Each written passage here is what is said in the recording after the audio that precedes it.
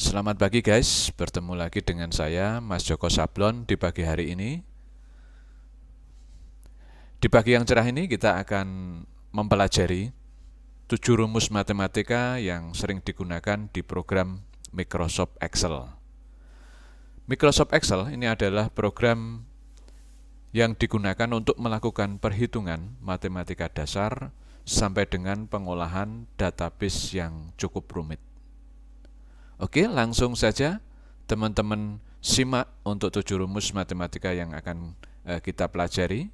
Jangan lupa untuk like, komen, subscribe di video kami ini. Yang pertama, rumus fungsi formula. Rumus atau fungsi formula ini adalah fungsi yang pokok dari Microsoft Excel. Ini gunanya untuk melakukan semua proses perhitungan matematika yang ada di program Microsoft Excel. Oke.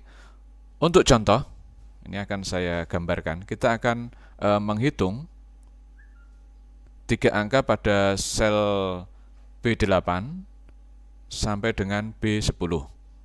Ini kita akan coba contohkan. Kita gabung dengan fungsi yang lain. Ini misal kita gabung dengan fungsi statistik, summary. Ini kalau kita tanpa formula, rumus yang kita ketik, ini dari yang kita hitung dari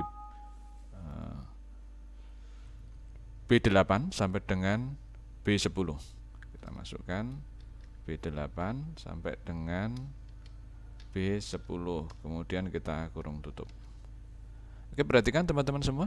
Kalau kita tanpa menggunakan formula, hasilnya adalah rumus yang kita ketik pada keyboard ini membentuk tulisan tanpa menghasilkan perhitungan matematika. Namun, kalau kita menggunakan formula di depan rumus tersebut, ini nanti akan terjadi proses perhitungan matematika. Oke, kita coba langsung masukkan formula. Kalau saya katakan formula, berarti Anda mengetik sama dengan. Formula sum, kemudian kurung buka. Oke, B8 sampai dengan, titik 2 ini artinya sampai dengan, B8 ya, itu B10. B8, kemudian sampai dengan B10, kemudian kurung tutup, di enter.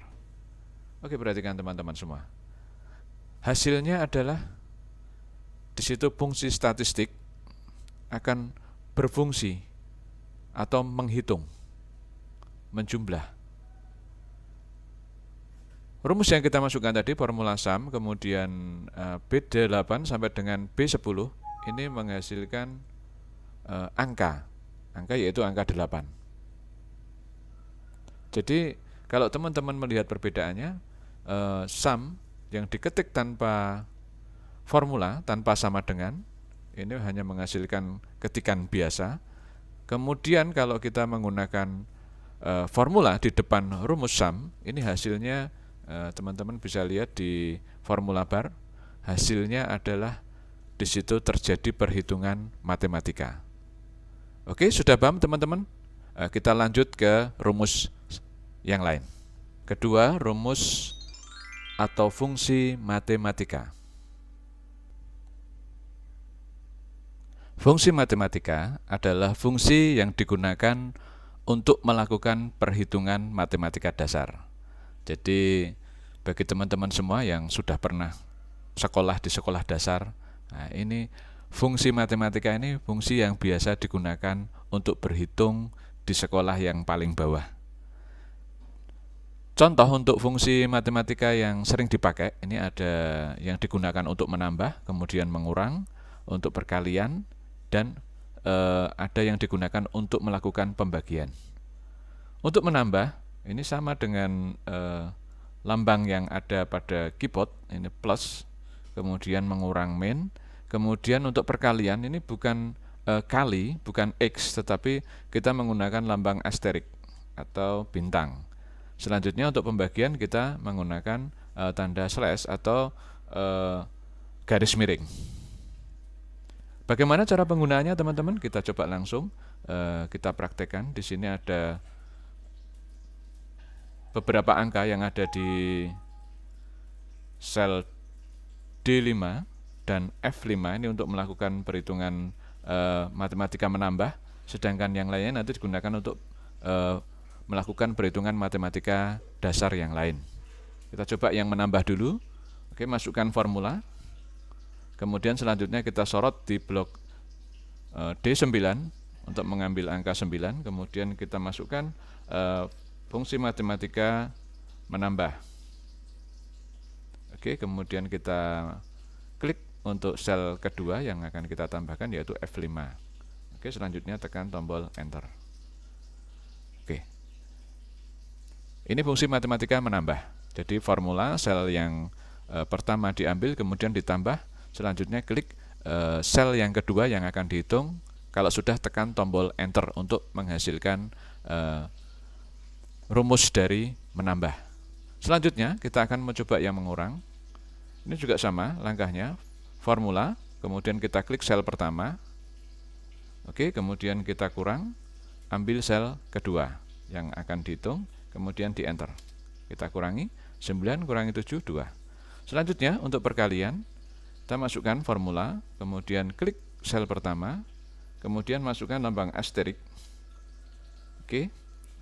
Kemudian tekan sel kedua yang kita hitung, kita kalikan. Oke, hasilnya 63.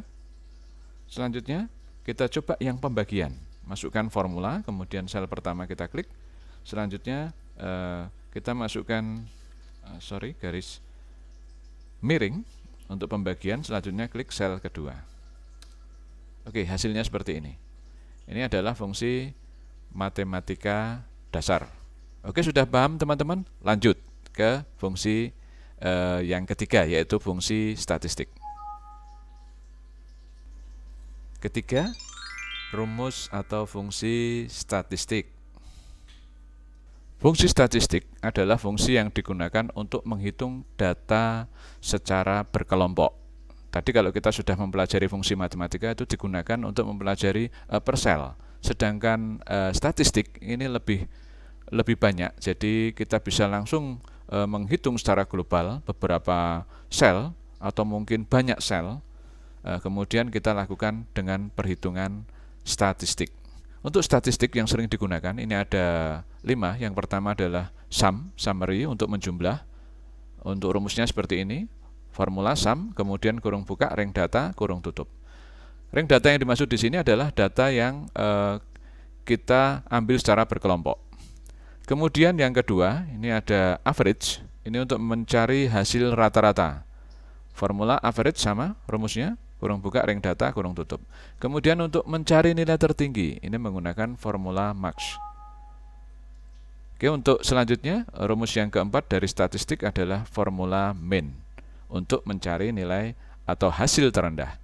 Selanjutnya, fungsi yang kelima yang sering digunakan pada statistik adalah formula count. Ini untuk mencari jumlah data yang dihitung. Selnya berapa nanti atau datanya berapa kita bisa cari dengan formula count. Untuk penggunanya bagaimana teman-teman? Oke, coba perhatikan. Ini ada contoh soal. Di sini ada nama Budi sampai dengan Rosa, kemudian ada daftar nilainya. Ini kita akan langsung hitung. Kita akan mencari total. Total berarti kita menggunakan formula summary. Oke, caranya bagaimana? Oke, kita masukkan formula sum. Oke, kemudian kita kurung buka. Oke, selanjutnya kita sorot dari mulai sel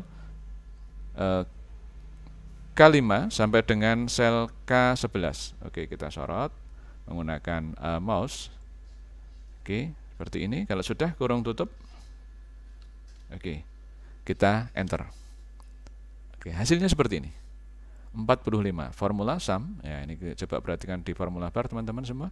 Oke, ini adalah rumus dari mencari total atau summary. Formula sum. Oke, paham ya? Langsung kita masuk ke mencari rata-rata. Rata-rata ini menggunakan average. Rumusnya formula average. Oke.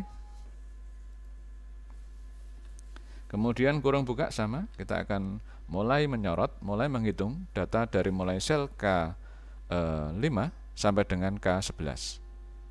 Oke, kurung tutup, kemudian di enter. Oke, untuk supaya hasilnya desimalnya tidak terlalu banyak, kita bisa decrease desimal. Oke, kita kurangi. Oke, selanjutnya kita mencari nilai tertinggi. Oke, masukkan formula max, kemudian sama, kurung buka. Oke, kita sorot, kurung tutup, enter.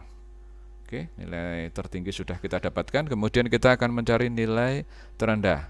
Formula min. Oke, kurung buka, kemudian kita sorot.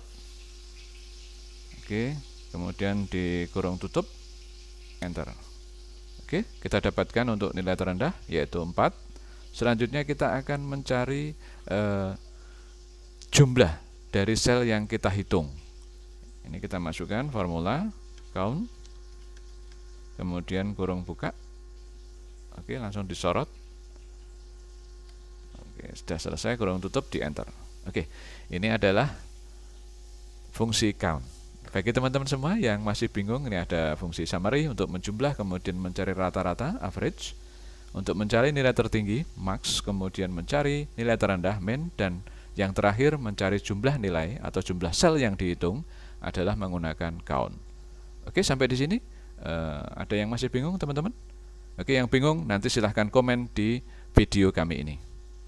Oke, kita masuk ke rumus atau fungsi selanjutnya.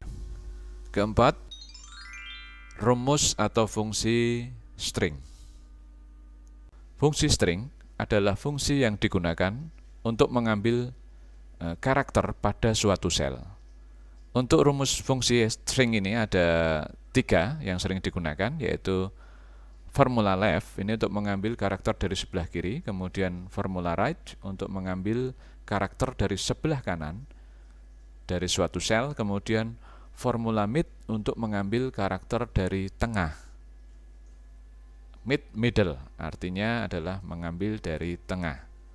Untuk rumusnya, ini untuk yang left adalah formula left, kemudian data uji.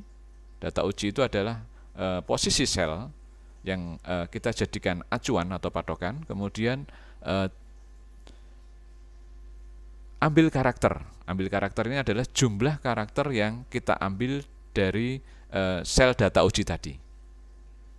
Oke, kemudian untuk write sama fungsinya data uji, kemudian ambil karakter. Yang berbeda hanya mid. Mid di sini ada tambahan yaitu urutan.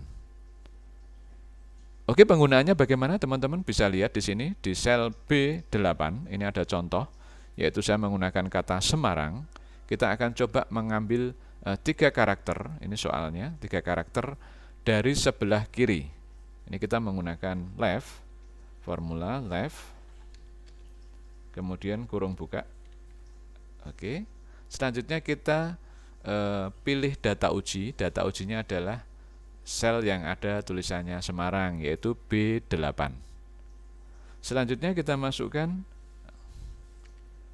titik koma. Ini adalah suatu tanda yang digunakan untuk membatasi antara data uji, oke, rumus di sini data uji, dengan ambil karakter, dengan pengambilan karakter. Ini titik koma.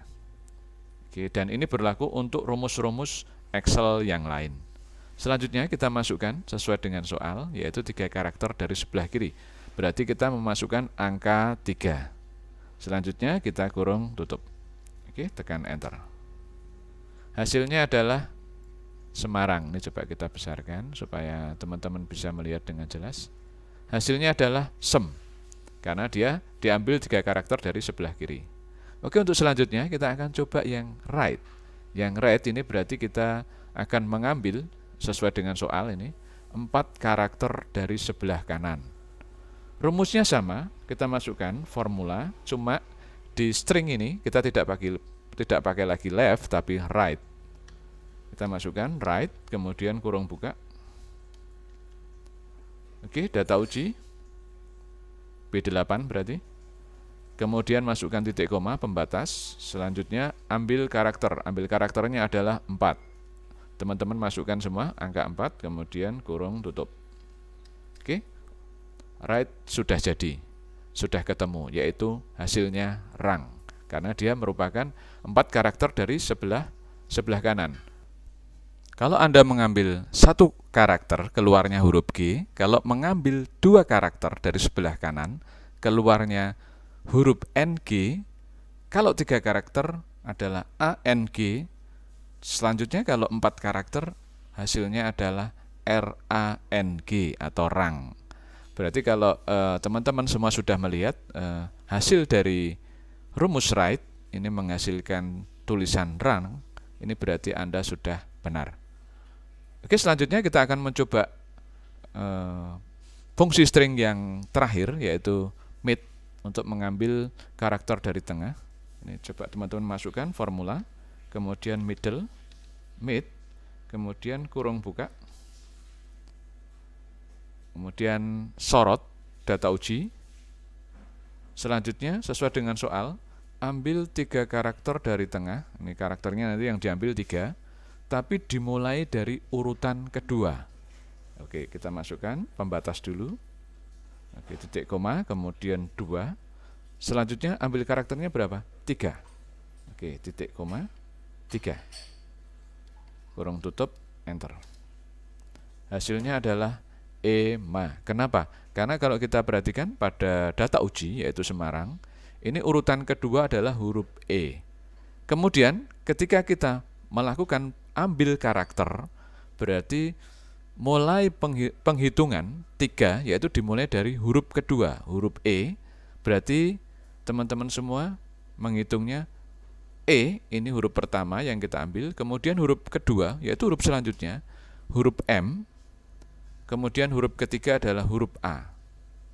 Jadi kalau sudah menggunakan mid, hasilnya adalah EMA, karena kita mengambil dari urutan kedua, kemudian diambil 3 karakter setelahnya, yaitu M dan A. Oke, paham teman-teman semua untuk rumus dari middle? Ini kalau teman-teman masih bingung, ini coba perhatikan di formula bar.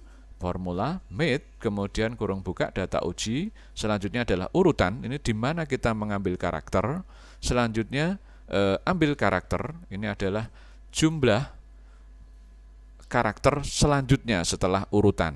Jadi kalau urutannya mulainya dari 2, berarti kita mulai menghitungnya ambil karakter adalah 2 kemudian ke belakang. Oke, seperti itu. Teman-teman semua sudah paham untuk fungsi string? Kita lanjut ke fungsi selanjutnya, yaitu fungsi absolut. Kelima, rumus atau fungsi absolut.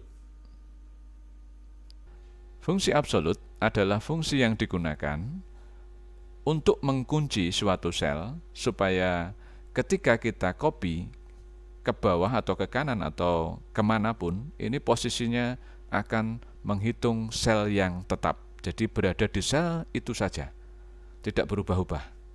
Nah, untuk penggunaannya pada rumus adalah nanti sel tersebut harus kita blok, kemudian kita tekan tombol F4. Sehingga ketika teman-teman semua melakukan langkah yang benar, akan keluar simbol dolar di situ.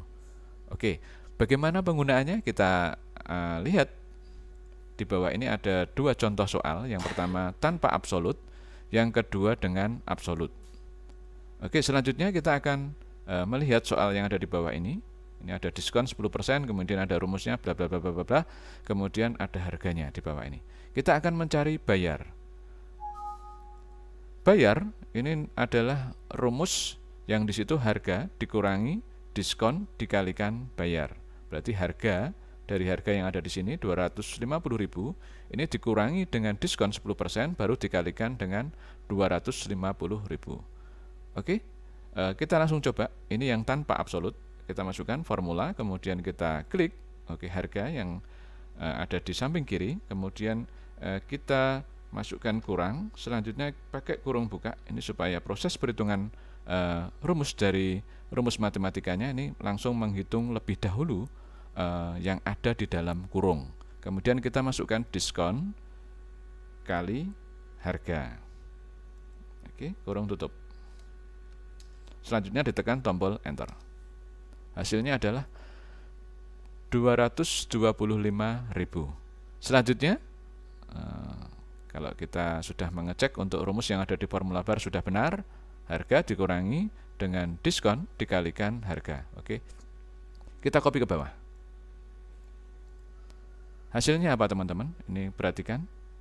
Ketika kita mengcopy ke bawah, untuk rumus yang pertama ini sudah benar, tapi ketika masuk ke rumus selanjutnya, ini Excel secara langsung dia akan mengcopy, memproses ke bawah secara otomatis ketika kita melakukan copy.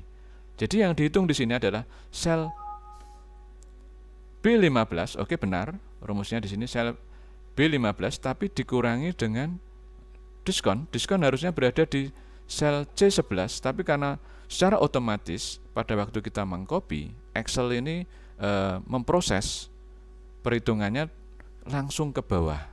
Selnya langsung ke bawah, sehingga yang dihitung di situ bukan C11 tetapi C12.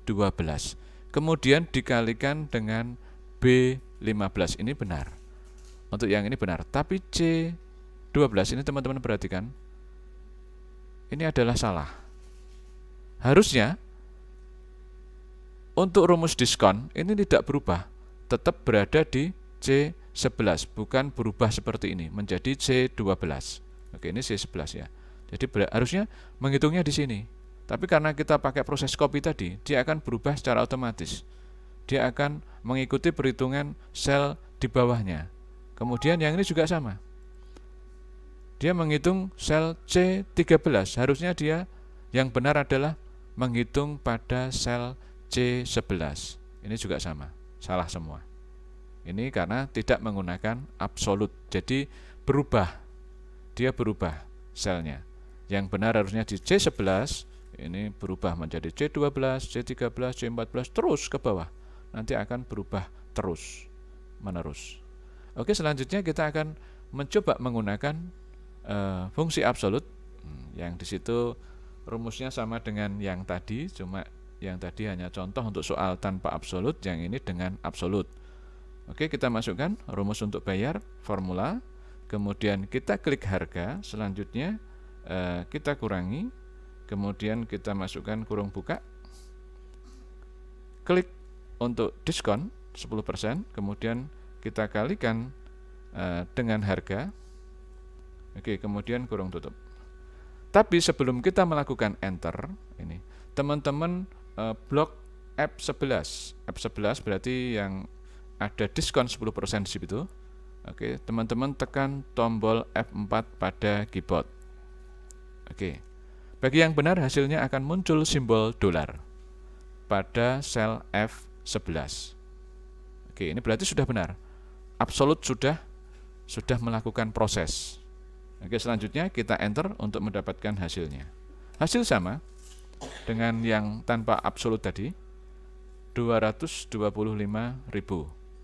Tetapi ketika kita copy, ini perbedaannya.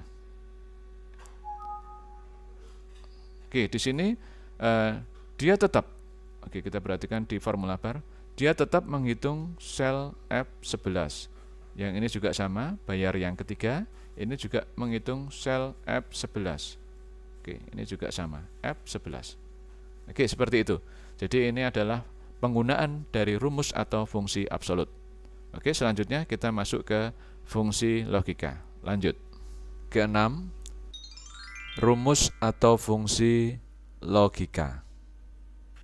Rumus atau fungsi logika adalah digunakan untuk menerangkan suatu keadaan dari data uji yang kemudian di situ untuk mendapatkan pernyataan benar atau pernyataan yang salah. Oke, rumusnya seperti ini. Formula if data uji beserta syarat kemudian dibatasi oleh titik koma, ini pernyataan benar, titik koma, pernyataan salah. Oke. Jadi untuk permisalannya adalah jika data uji beserta syarat memenuhi ukuran atau standar dari soal, ini nanti hasilnya adalah benar. Kalau tidak adalah salah. Oke, contoh soalnya bagaimana pengerjaannya? Di sini ada tabel, di bawahnya ada keterangan syarat lulus nilai harus di atas 60. Jadi untuk siswa yang nilainya standar atau di bawah dari nilai yang disyaratkan yaitu 60, berarti nanti hasilnya adalah gagal atau tidak lulus. Tetapi siswa yang di situ nilainya di atas 60 berarti dia lulus. Oke, bagaimana cara menggunakan rumusnya? Kita klik di sel D11, kita akan mencari hasil ujian dari Budi. Ini apakah dia lulus atau gagal. Oke, langsung teman-teman masukkan formula, kemudian if, oke, kurung buka. Selanjutnya sel yang kita hitung adalah sel C11. Kemudian syaratnya nilai harus di atas 60. Berarti sel data uji, selnya Budi ini, nilainya Budi, ini harus lebih besar dari 60. Kemudian titik koma. Selanjutnya teman-teman masukkan lulus. Cuma untuk menulis karakter, ini berbeda pada waktu kita menulis angka. Kalau angka kita langsung ketik aja seperti biasa. Ini fungsi dari rumus-rumus matematika akan langsung memproses. Tetapi kalau dia merupakan karakter seperti lulus, tidak lulus, gagal, benar, salah, itu berarti karakter. Ini teman-teman semua harus menggunakan tanda petik seperti ini. Oke, selanjutnya ketik lulus. Ini adalah pernyataan benarnya. Ini data uji beserta syarat tadi sudah, berarti masuk ke pernyataan benar yaitu lulus. Kemudian petik penutup. Oke, untuk mengunci karakter, jadi karakternya nanti biar bisa dihitung oleh proses rumus dari Excel, ini harus dikurung tutup. Selanjutnya titik koma pembatas, masuk ke rumus dari logika yang terakhir yaitu pernyataan salah. Pernyataan salah teman-teman boleh masukkan gagal atau tidak lulus atau yang semisalnya. Ini kita masukkan gagal. Oke, petik penutup. Kemudian rumus logika sudah selesai, kita masukkan rumus yang terakhir yaitu kurung tutup, di enter. Hasilnya adalah Budi gagal karena nilainya 55. Padahal persyaratan di situ adalah syarat lulus nilai harus di atas 60. Oke, selanjutnya kita langsung copy ke bawah. Oke, di sini ada dua siswa yang gagal yaitu Budi dan Rasya. Karena di sini nilainya dia adalah 60 ke bawah. Oke, kalau kita coba ini kita ganti nilai yang ada di sini, misalnya nilai Nardi, ini kita masukkan angka 59, dia hasilnya adalah secara otomatis menghasilkan gagal. Ya. Rumusnya seperti ini, teman-teman yang masih bingung, coba perhatikan formula if, kemudian data uji, syaratnya, pernyataan benar, pernyataan salah. Ini cara membaca rumus ini adalah jika nilai dari Budi ini adalah di atas 60 berarti dia lulus, kalau tidak gagal. Ini cara membaca dari fungsi logika. Jika nilai dari Budi atau nilai sel yang kita hitung itu lebih besar dari 60 berarti dia lulus, kalau tidak gagal. Oke? Paham nggih teman-teman semua? Kalau paham, kita lanjut ke fungsi selanjutnya yaitu fungsi yang terakhir, fungsi lookup. Ketujuh, rumus atau fungsi lookup. Fungsi lookup atau rumus lookup ini digunakan untuk mengambil data dari tabel bantu, tabel kecil. Seperti ini contohnya, ini tabel kecil. Kemudian nanti fungsinya untuk ditampilkan data tersebut ke tabel utama atau tabel besar. Ini seperti yang kita lihat, ini tabel besarnya, tabel utama. Kemudian rumus lookup ini tidak hanya satu rumus, tetapi dia mempunyai dua rumus, yaitu formula VLOOKUP, ini VLOOKUP, kemudian yang satunya adalah formula HLOOKUP. VLOOKUP ini artinya vertical lookup. Kita menggunakan fungsi lookup, tapi di situ tabel bantunya berbentuk vertikal. Kemudian HLOOKUP ini adalah kita menggunakan fungsi atau rumus lookup, namun tabel bantunya adalah tabel bantu bentuk horizontal. Ini bentuknya horizontal seperti ini. Oke, yang ini yang vertikal. Jadi untuk poin-poin yang utama ini ada di atas seperti ini vertikal menyorot ke bawah, sedangkan yang horizontal ini poinnya ada di samping kiri, kemudian menyorot data-datanya menyorot ke sebelah kanan. Oke, ini yang disebut dengan nama tabel bantu vertikal, sedangkan yang ini tabel bantu horizontal. Oke, nanti penggunaannya sesuai dengan bentuk tabel bantu. Ketika kita melihat tabel bantunya bentuknya vertikal, kita gunakan VLOOKUP. Tapi kalau kita melihat tabel bantunya berbentuk horizontal, kita gunakan HLOOKUP. Oke, kita akan coba dulu fungsi dari yang pertama, VLOOKUP. Bagaimana cara penggunaannya? Kita coba letakkan sel D13, kita akan mencari harga untuk nama barang yang ada di bawah ini. Oke, kita akan coba lihat. Rumusnya nanti kita menggunakan formula VLOOKUP. Oke, kurung buka. Kemudian data uji beserta syarat. Ini kalau tidak ada syaratnya, seperti ini tidak ada syaratnya nih, sama. Jadi antara patokan, yaitu data uji yang berada di tabel utama dengan patokan yang berada di tabel bantu ini sama. Berarti kita tidak usah menggunakan syarat, hanya menyorot data ujinya saja. Jadi selnya ada di mana, kita klik seperti ini. Data uji ini berarti data uji yang berada pada tabel utama, bukan tabel bantu. Oke, seperti itu. Kemudian kalau sudah selesai, kita tekan titik koma. Ini untuk membatasi dengan pernyataan yang lain. Jadi data uji jadi sudah selesai, kita masuk ke tabel bantu, ini kita batasi dengan titik koma. Oke, selanjutnya kita mencari tabel bantu. Caranya bagaimana? Kita lakukan blok dari mulai data awal, oke, sampai data akhir. Seperti ini. Oke, perhatikan, ini dari B19 sampai dengan C21. Namun, ini belum selesai, jangan di titik koma dulu. Teman-teman harus menggunakan fungsi absolut untuk mengunci data pada tabel bantu ini. Caranya bagaimana? Langsung tekan tombol F4. Oke, seperti ini hasilnya. Ini adalah tabel bantu, yaitu penyorotan data di tabel bantu, kemudian kita tekan tombol F4 atau fungsi absolut. Oke, supaya apa?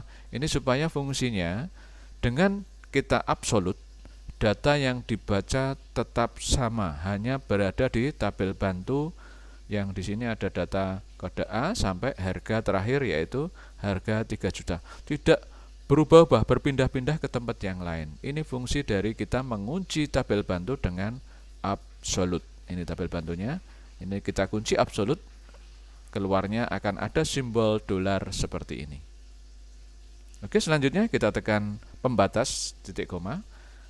Kemudian nomor kolom. Nomor kolom di sini dari rumus yang kita pahami ini, nomor kolom adalah nomor kolom pada tabel bantu.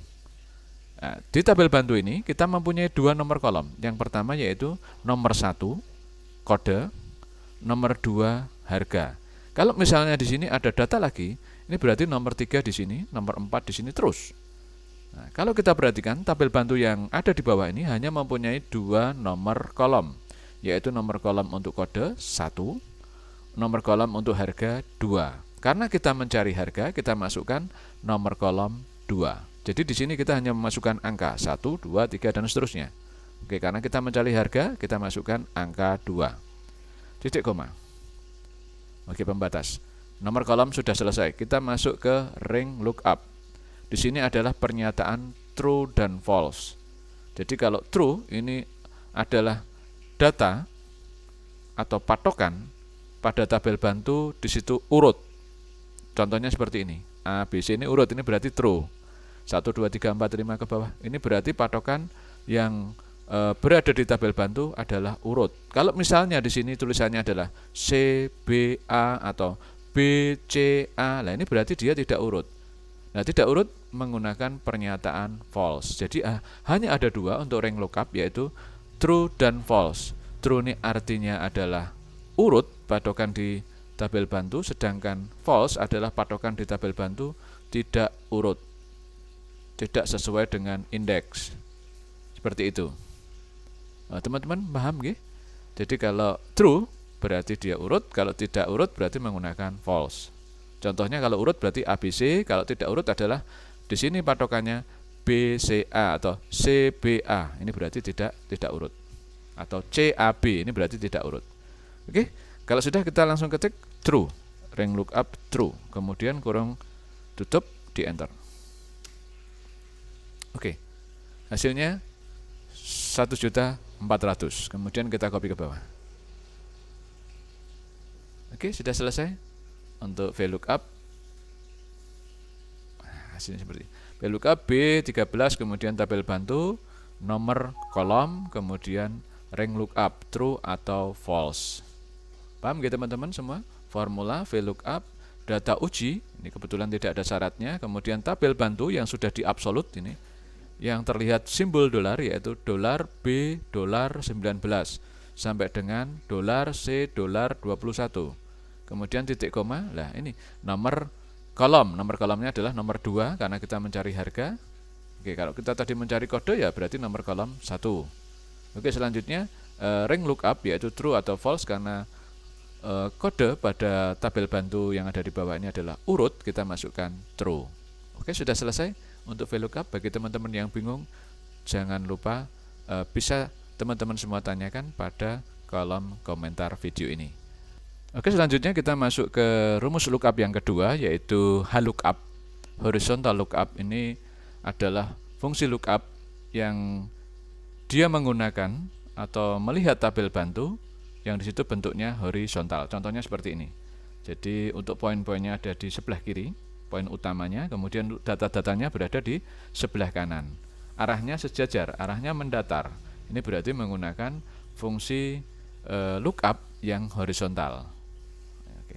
Untuk rumusnya sama dengan vertikal, sama persis, cuma yang membedakan adalah untuk nomor di sini. Nah, di rumus yang ketiga, kalau tadi vertikal menggunakan nomor kolom, sedangkan horizontal menggunakan nomor baris. Oke, seperti itu. Ada yang bingung teman-teman? Oke, lanjut. Kita akan coba mencari harga. Masukkan formula HLOOKUP,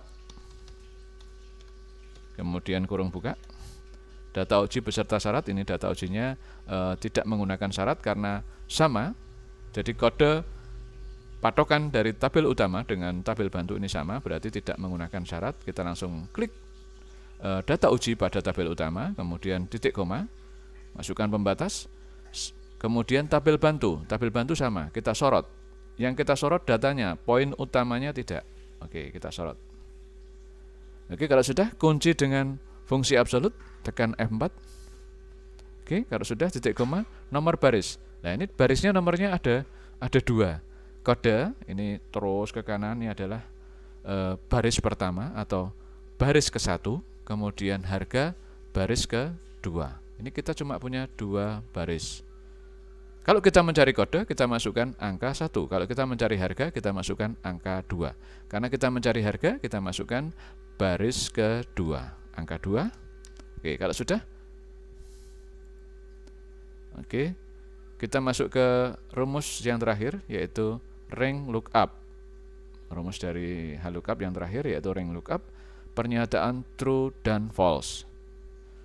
Oke, kalau kita lihat tadi di sini di vertikal ini true, kenapa? Karena urut. Ini juga sama. Kalau patokan pada tabel bantu urut, ini kalau kita lihat ini juga urut ini. A, B, C, cuma arahnya sejajar ke kanan. Sedangkan tadi kalau yang vertikal arahnya ke bawah. Oke, ini juga sama urut. Berarti kita menggunakan true. Kalau tidak urut menggunakan false. Contohnya tadi sudah saya gambarkan pada waktu kita mempelajari VLOOKUP, bahwasanya kalau patokannya A, B, C atau sesuai dengan indeks pengaturan abjad ataupun penomoran, ini menggunakan true, jadi sesuai. Kalau tidak sesuai contohnya, misalnya ini bukan ABC tapi BCA atau CPA atau yang lainnya, ini berarti menggunakan false. Oke, kita masukkan true, kemudian kita enter. Oke, keluar hasilnya yaitu 1.400.000. Oke, kita copy ke bawah.